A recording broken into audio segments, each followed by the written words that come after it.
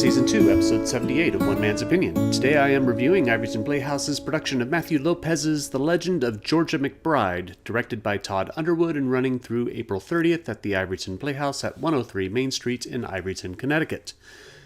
But before we go on, don't forget to support my channel at my Patreon page. Become a patron and get exclusive content and help this channel continue on.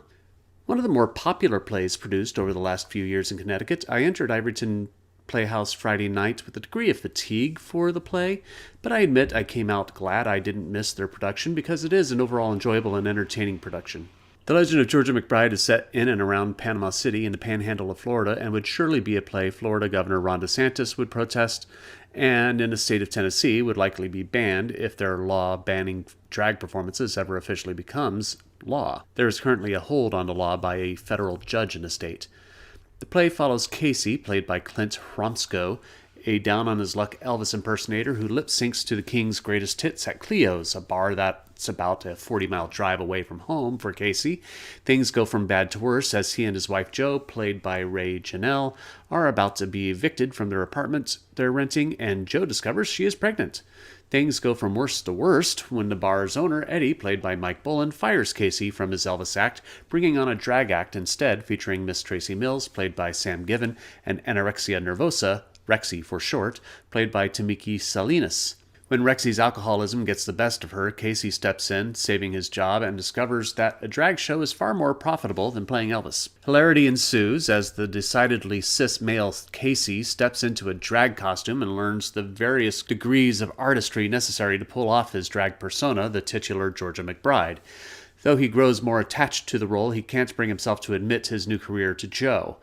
What's delightful about The Legend of Georgia McBride is the general degree of warmth the characters have while maintaining its general silly story. The amount of genuine warmth Sam gives as Tracy to Casey is endearing and something that can easily be short-handed, as it is understandable that Tracy can be impatient with everything that is going on.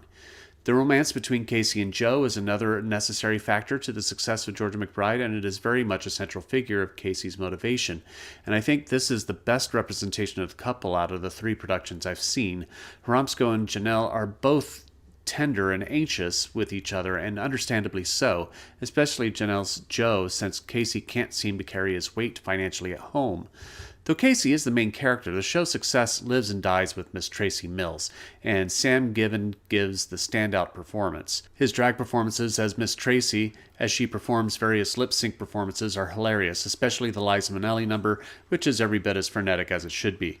Though the musical numbers for Miss Tracy are great, the one for Casey's tend to fall a little flat. Sure, some of it has to do with the fact that the character is learning the ropes, but some of it has to do with the musical numbers chosen for this production, which, though the audience was receptive, weren't invested as into the songs as they weren't as well known to the generally silver-haired audience as Miss Tracy's numbers. Also, there is a key moment near the end of the play where Casey performs a song that he wrote for Jo and is supposed to be playing guitar. I get that not every actor can play guitar, but they can at least make an effort to look like they're playing the instrument. Hromsco's strumming technique is horrible, which is a shame because he's otherwise great in the role. The other issue I have with Georgia McBride is the confrontation between Casey and Rexy, which isn't Underwood's fault, it's a writing issue. At one point, Rexy chastises Casey for being an imposter with no respect for the heritage and history of drag culture. I get why the scene is there, but it's always felt forced to me, like Lopez had to insert a moment where we get a serious talk about drag queens and who they are. The scene never feels adequately impactful for Casey, like he's got more pressing issues on his mind than Rexy's rebuke. Still, Ivoryton's production of The Legend of Georgia McBride is delightful and has a great cast and plenty of laughter. But I am only one man's opinion, so be sure to leave yours in the comments below. If you're interested in seeing The Legend of Georgia McBride, I'll leave a link in the description where you can get tickets. You can support my channel by becoming a patron over on my Patreon. A link will be in the description there as well. You can also support my channel by liking, sharing, and subscribing, and click the notification bell to be alerted to future reviews.